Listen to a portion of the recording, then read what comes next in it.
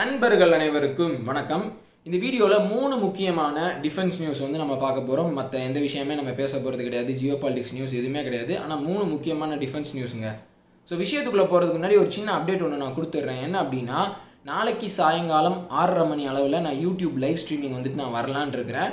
So யாராவது இன்ட்ரெஸ்டடாக இருக்கிறீங்க, சேனலை ரெகுலராக ஃபாலோ பண்ணுறீங்க அப்படின்னா நாளைக்கு கண்டிப்பாக அந்த யூடியூப் லைவில் அந்த செஷனில் வந்துட்டு ஜாயின் பண்ணிக்கோங்க.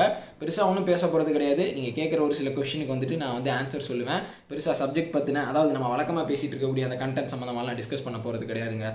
ஸோ இப்போது விஷயத்துக்குள்ளே நான் வரேன். முதல் முக்கியமான விஷயம் என்ன அப்படின்னு பார்த்துக்கிட்டிங்கன்னா, நம்மளுடைய டிஃபென்ஸ் மினிஸ்ட்ரி வந்து கிட்டத்தட்ட 6000 கோடி மதிப்பிலான ஒரு ப்ரொக்யூர்மெண்ட்டுக்கு வந்துட்டு அப்ரூவல் கொடுத்துருக்குறாங்க. அதாவது ஆன்டி ஏர்கிராஃப்ட் கன்னை வந்துட்டு நம்மளுடைய இந்தியன் ஆர்மி வாங்குறதுக்கு வந்துட்டு பெர்மிஷன் கொடுத்துருக்குறாங்க. முதல் முறையாக ஃபாரின் கம்பெனிஸ் கிட்டேருந்து வாங்காமல், இம்போர்ட் பண்ணாமல், இல்லை அவங்களுடைய டைஅப்பில் வச்சு வந்துட்டு பண்ணாமல் டொமஸ்டிக் கம்பெனிஸ்லேருந்து வந்து வாங்கலாம் அப்படின்னு சொல்லிட்டு சொல்லியிருக்கிறாங்க. இது வந்து ஒரு பெரிய அச்சீவ்மெண்ட் அப்படின்னே வந்துட்டு சொல்லலாம். இந்த டொமஸ்டிக் கம்பெனிஸ் கிட்டத்தட்ட ஒரு டசன் கம்பெனிஸ் வந்து நம்மளுடைய டிஃபென்ஸ் மினிஸ்ட்ரி வந்து அப்ரோச் பண்ணியிருக்கிறாங்க. இந்த மாதிரி நாங்கள் இந்த ஆன்டி ஏர்கிராஃப்ட் கன்னை வந்துட்டு மேனுஃபேக்சர் பண்ணுறோம் அப்படின்னு சொல்லிட்டு. ஸோ இன்ட்ரெஸ்டட் கேண்டிடேட்ஸ் இருக்கிறதுனால இந்த முடிவை வந்துட்டு எடுத்துருக்காங்க.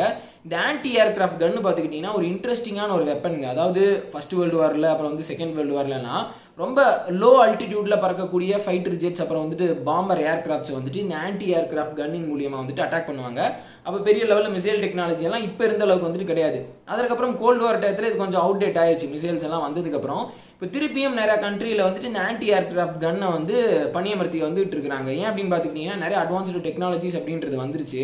மிசைல்ஸோட விலையும் வந்துட்டு கொஞ்சம் கூடிக்கிட்டே போகுது. அதனால இப்போ வரக்கூடிய அந்த ஆன்டி ஏர்கிராஃப்ட் கன்னில் பார்த்துக்கிட்டிங்கன்னா வரக்கூடிய அந்த த்ரெட்ஸை வந்து ரேடார் மூலியமாக ட்ராக் பண்ணி அதை வந்து இந்த கன்னு வந்து துல்லியமாக வந்துட்டு சுடுங்க. அதாவது ஒரு கைடன்ஸ் அப்படின்றது வந்துட்டு இருக்கும். சும்மா வந்துட்டு ரேண்டமாக வந்துட்டு சுட போகிறது கிடையாது.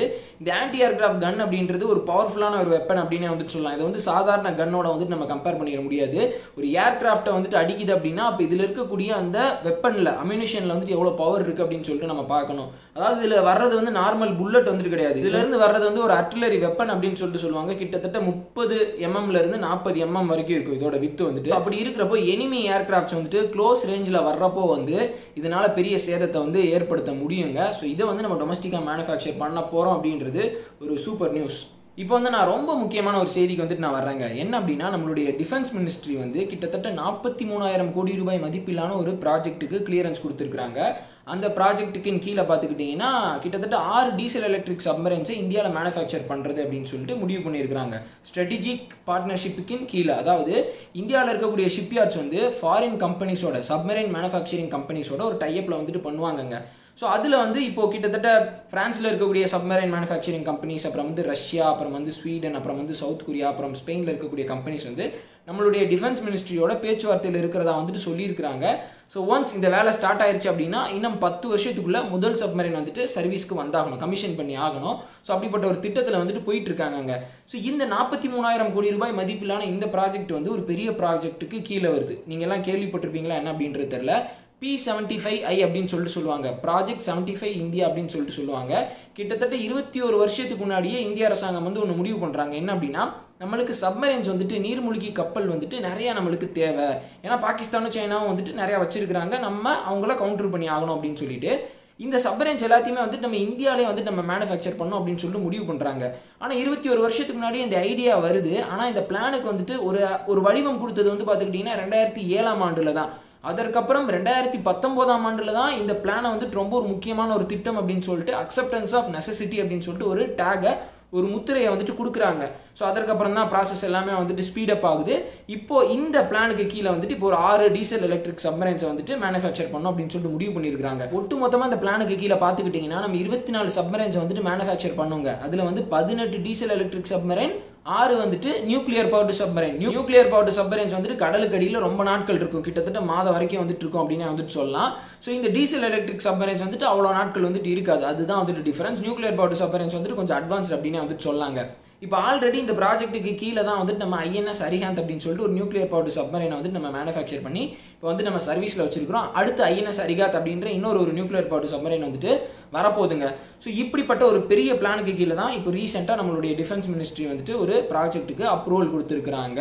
இது வந்து நிறைய நம்ம பண்ணுற மாதிரி வந்துட்டு தெரியும், நிறைய சப்மரைன்ஸ் வந்துட்டு நம்ம கொண்டு வர மாதிரி தெரியும். ஆனால் தேவை அப்படின்றது ரொம்ப அதிகமாக இருக்குது. நம்மளுடைய டிஃபென்ஸ் மினிஸ்டர், இதற்கு முன்னாடி இருந்த டிஃபென்ஸ் மினிஸ்டர் மனோகர் பரிக்கர், அவர் என்ன சொல்லியிருந்தார் அப்படின்னா 2016ஆம் ஆண்டு இந்த பிளான் ஆரம்பிச்சதே வந்துட்டு கொஞ்சம் லேட்டாக தான் வந்துட்டு நம்ம ஆரம்பிச்சிருக்கிறோம். அதனால இந்த பிளானை வந்து 2050ஆம் ஆண்டு வரைக்கும் வந்துட்டு நம்ம கண்டினியூ பண்ணோம் அப்படின்னு சொல்லிட்டு அவர் சொல்லியிருக்கிறாரு. இதில் வந்து நம்ம 24 சப்மரைன்ஸை தான் வந்து நம்ம மேனுஃபேக்சர் பண்ணுறதா நம்ம சொல்லியிருக்கிறோம். ஆனால் 24க்கும் அதிகமான சப்மரைன்ஸை வந்து நம்ம மேனுஃபேக்சர் பண்ணோம். ஏன்னா இப்போ நம்ம ரொம்ப அவுடேட் ஆகிட்டோம். அந்த பிளானே வந்துட்டு ரொம்ப நாளைக்கு முன்னாடி போட்ட பிளான். அதனால இந்த பிளானில் நிறைய மாற்றங்கள் தேவை அப்படின்னு சொல்லிட்டு அவர் சொல்லியிருக்கிறாருங்க. ஸோ அதனால இந்த பிளான் இந்தியாவை பொறுத்த வரைக்கும் ரொம்ப ஒரு முக்கியமான ஒரு பிளான், ஒரு ப்ராஜெக்ட் அப்படின்னே வந்துட்டு சொல்லலாம். இப்போ இறுதியாக இந்த நியூஸோட இந்த வீடியோ வந்துட்டு நான் முடிச்சுக்கிறேன். என்ன அப்படின்னா, நம்மளுடைய இந்தியன் நேவி வந்து சில மாதங்களுக்கு முன்னாடி அமெரிக்கா கிட்ட இருந்து 2 பிரிடேட்டர் பி ட்ரோன்ஸை வந்துட்டு லீஸுக்கு எடுத்து இப்போ பயன்படுத்தி வந்துட்டு இருக்கிறாங்க. இந்தியன் ஓஷன் ரீஜனில் கண்காணிப்பை தீவிரப்படுத்தணும் அப்படின்னு சொல்லிட்டு. இது வந்து அன்ஆம்டுங்க. இந்த பிரிடேட்டர் பி ட்ரோன்ஸ்லேயே ஆயுதங்களையும் பொருத்தி வச்சிருக்கலாம், இல்லை அன்ஆம்டாவும் வந்துட்டு ஆயுதங்கள் எல்லாமே வந்துட்டு பயன்படுத்தலாம்.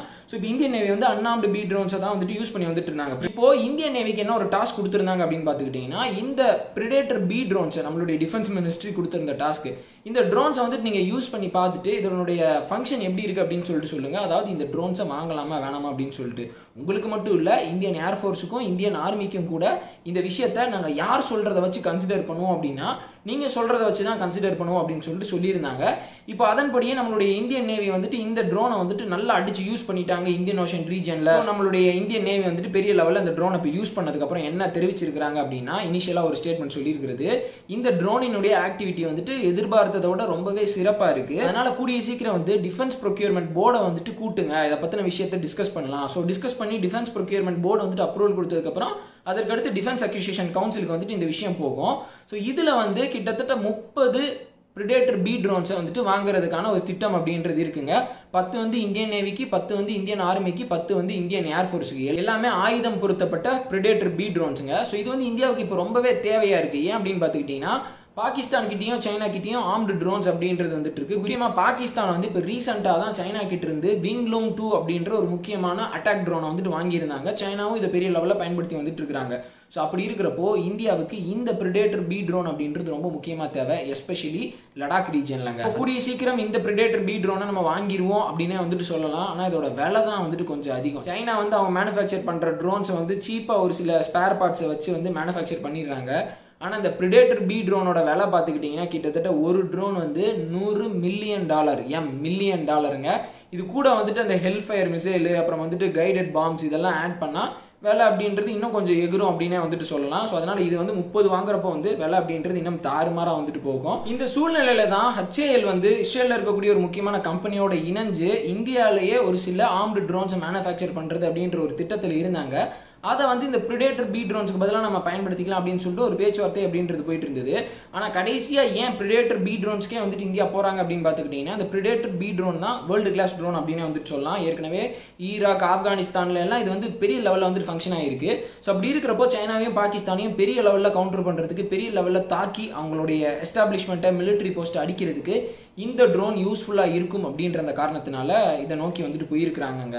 ஸோ இதோட இந்த வீடியோ வந்துட்டு நான் முடிச்சுக்கிறேன். நான் நிறையா டிஃபென்ஸ் சார்ந்த விஷயத்தை தான் நான் சொல்லியிருக்கேன். ஒரு சிலருக்கு கேட்குறப்ப என்ன தோணும் அப்படின்னு பார்த்துக்கிட்டிங்கன்னா, ஆன்டி ஏர்கிராஃப்ட் கன் வாங்க போகிறாங்களா, நிறையா சப்மரைன்ஸ் வாங்க போகிறாங்களா, அதுக்கப்புறம் வந்துட்டு ட்ரோன்ஸ் வந்துட்டு வாங்க போகிறாங்க. ஸோ இந்தியா வந்து நிறையா விஷயத்தை வாங்கி வந்துட்டு இருக்கிறாங்க அப்படின்னு சொல்லிட்டு தோணும். ஆனால் பாகிஸ்தானும் சைனாவும் வந்துட்டு அவங்களுக்கு தேவையான விஷயங்களை வந்துட்டு வச்சிருக்கிறாங்க. நம்ம அவங்கள கவுண்டர் பண்ணுறதுக்கு தேவையான விஷயங்களை தான் வாங்கி வந்துட்டு இருக்கிறோம். இன்னமும் ஒரு கேப் இருக்குது ஒரு சில இடத்துல.